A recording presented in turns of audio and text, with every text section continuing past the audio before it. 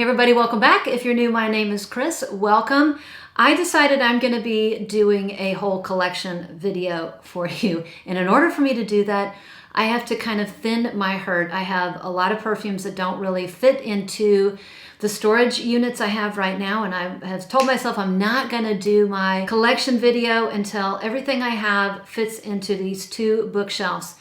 Now, for that reason, and also I'm just kind of tired of overlap and redundancy, this video is all about fragrances that smell very, very similar. And for me, and I think for you, unless you are a perfume collector and love just gathering and collecting perfumes, you probably don't need all of these as well. And I'm going to tell you all the perfumes that I think share a lot of similarities are sister perfumes, or perfumes that are so incredibly similar they could be one of the same, 90% similar, sometimes 95% similar and above. I'm going to tell you why I think they're similar, which ones I like the best, what I'm going to keep, and what I'm going to let go. And I'm going to do this in several different series. This is the first of many videos because I have a lot of material to do this.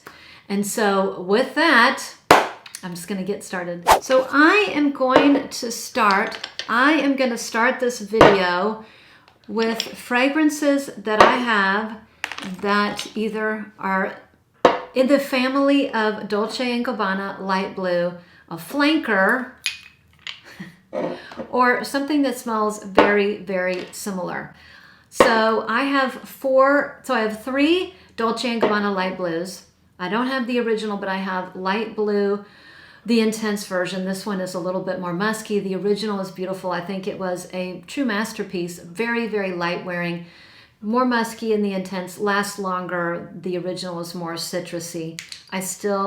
This is my perfect white t-shirt, jean short, summertime casual fragrance.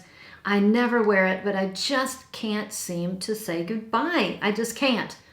Maybe because it's such a classic. It smells so good. I don't know. So I got the Light Blue Summer Vibes. Yeah, Summer Vibes this summer. It smells very original to the original Light Blue. So this one is much less musky. It's more citrusy. It has a note of peach. I don't get gobs of peach.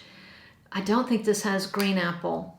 But I thought this was a very nice flanker. It's really nice. I love the bottle. It's very light wearing. The next one I have is Dolce & Gabbana Light Blue, Love and Love. I got this because it has a note of raspberry and whipped cream. Yeah, this is very nice. It does take a deviation from the original DNA. This is sweeter. It has more vanilla. It definitely has that. Instead of the green apple, it's raspberry, so it has a raspberry touch. Sometimes I get the raspberry more than others, and I definitely get kind of a sweet vanillic chantilly cream, creamy thing in here that I like. The last one this is called I Love Love. This is by Moschino, and it's very, very similar to the original Light Blue. This one has grapefruit instead of apple. It's got a little bit of sugar cube in it, and it's not as musky as the Intense. This one's really nice. It's happy. It's very affordable. I'm keeping this because it was a gift to me, and I'm never getting rid of it. So this one is going to go. So now we're left with the three this one's not going. So which of the three Dolce & Gabbanas? I really do like them all. Boy, I really like them all. I think because I never wear this one, even though it's really, really nice. I tell you what, if you like raspberry and cream and some of that original Dolce & Gabbana DNA, you would love Love and Love.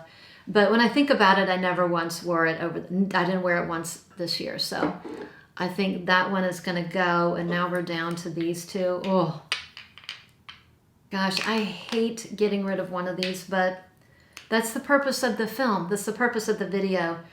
I don't think you need both. I mean, again, unless you're a major collector. I just never wear this, even though I love it. But I've never worn it. I don't think I've worn it more than 2 times in 2 years.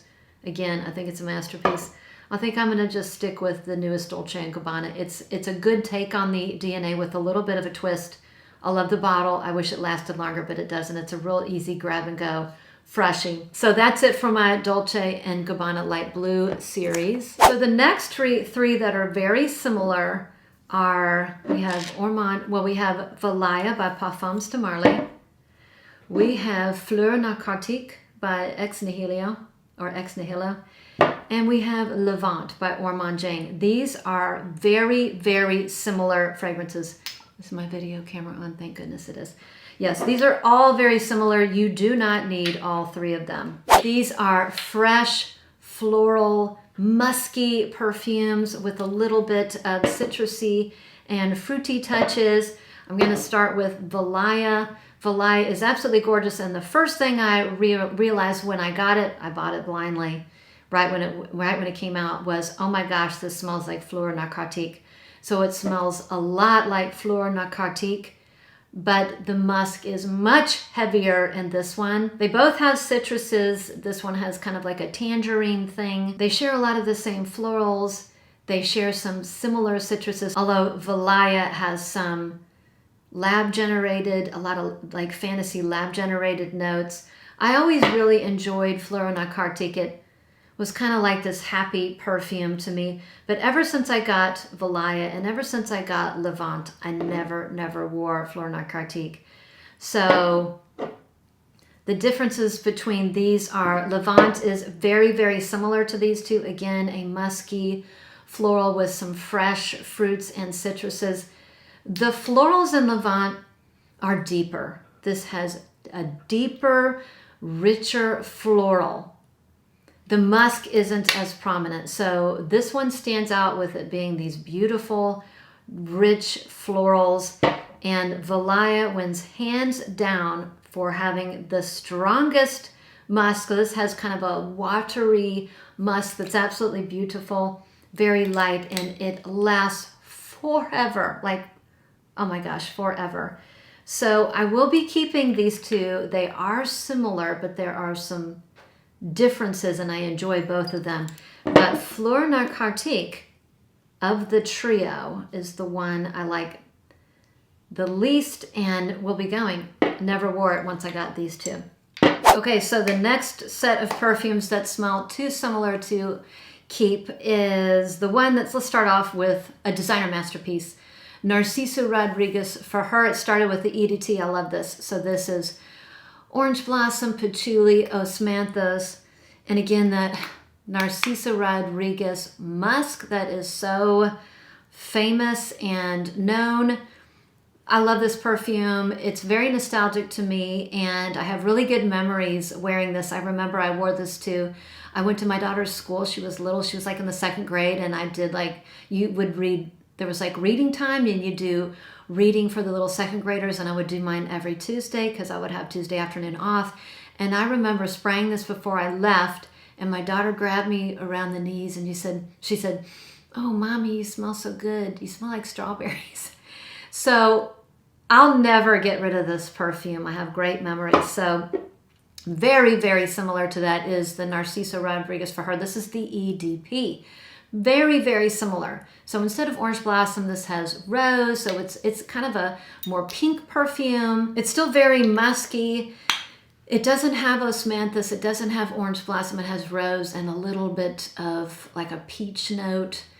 They smell so incredibly similar. There are differences, and I would like to wear this in usually the winter time, and this was my spring and summer pick. I'm telling you, these were some of the most complimented perfumes I've ever had. And I'd always wear these if I was going to be around crowds because they were so nice smelling and pleasant and just for whatever reason universally appealing, but they were never overwhelming. Another one we have in our collection that is in my daughter's collection is the one Lovely by Sarah Jessica Parker. This one smells incredibly, incredibly similar. This has a little bit of lavender. I think this has like a champagne note or a mimosa note or a mojito note, some sort of fun spirit in here. So similar. It is musky. It has patchouli. The patchouli is not as strong, but I am telling you, they just smell so crazily similar. You don't need all three.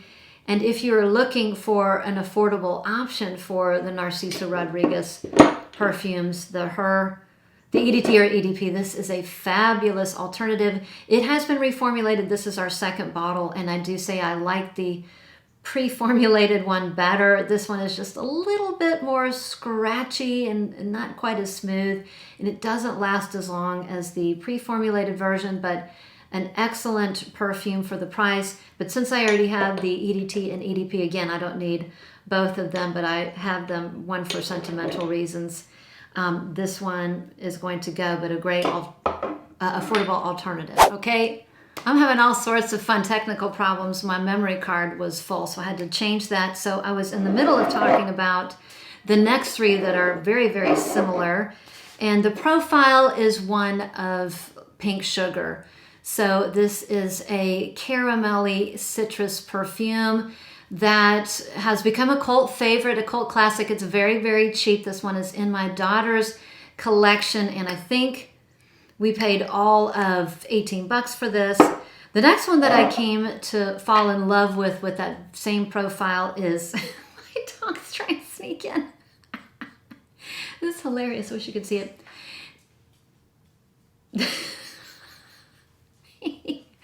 All I see are their noses. Oh my goodness, I think the universe is telling me I should be filming today. Anyways, onward. The one I fell in love with that is similar to pink sugar is by Perfume Bromum, and it's Acqua e Zucchero. Acqua e Zucchero means sugar water. This is a very sweet, sugary vanilla with fruits, and I think there's some florals, but I don't really get that.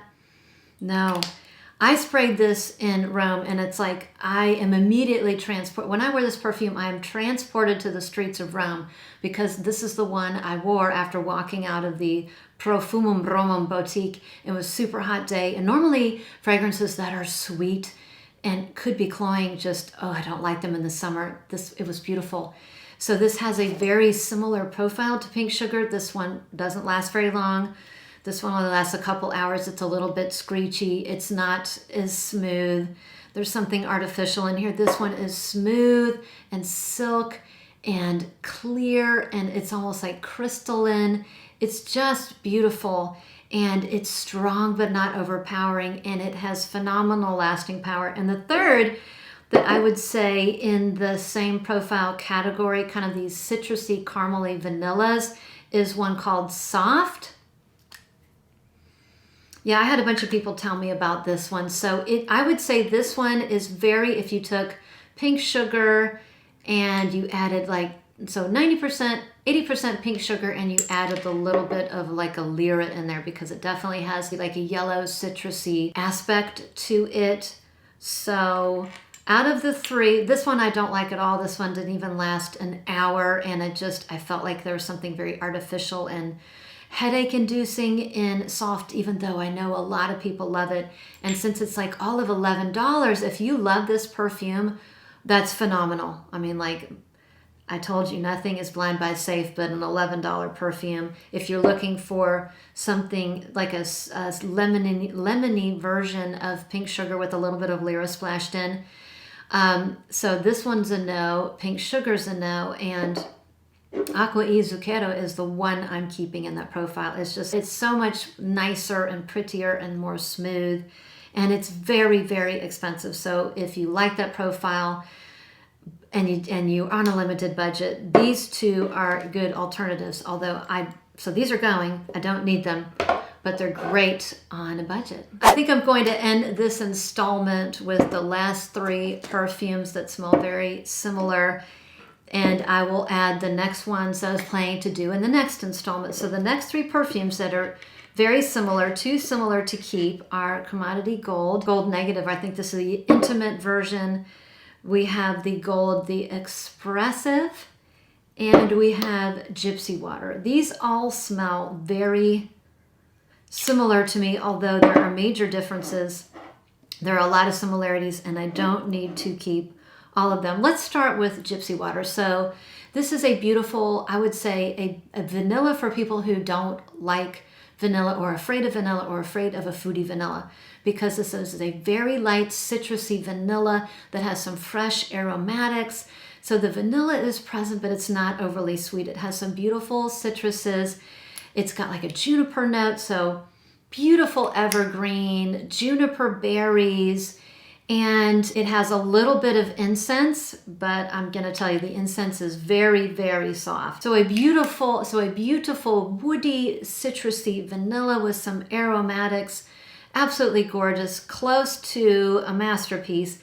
It's very, very unique. Nothing was like this when it came out. The performance is quite bad, and because I love it so much, I bought the oil perfumery oil and I add that on first. And if I do that first and layer this on while it's still kind of glistening and wet, this has much better performance. So now we're left with Commodity Gold. So again, this is a light, fresh, citrusy, airy vanilla in the same category as Gypsy Water.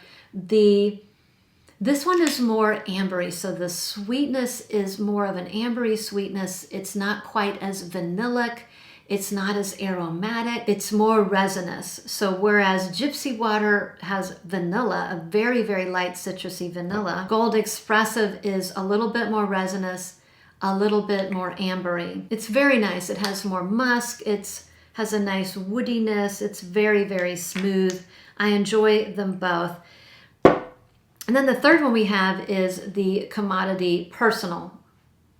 I think I said intimate the first time. It's the personal one. So this one is the most different of the three. This one has no aromatic notes. So unlike Gold Expressive and Gypsy Water, there are no aromatic notes in here. This has vanilla and an ISO E Super, I want to say. So it is a molecular version of the other two. It's like if you took Molecule 01 and added like a nice woody vanilla. It's a little bit more quiet. It still is not a powerhouse. It's not super long lasting, but this one in the dry down becomes more and more woody over time.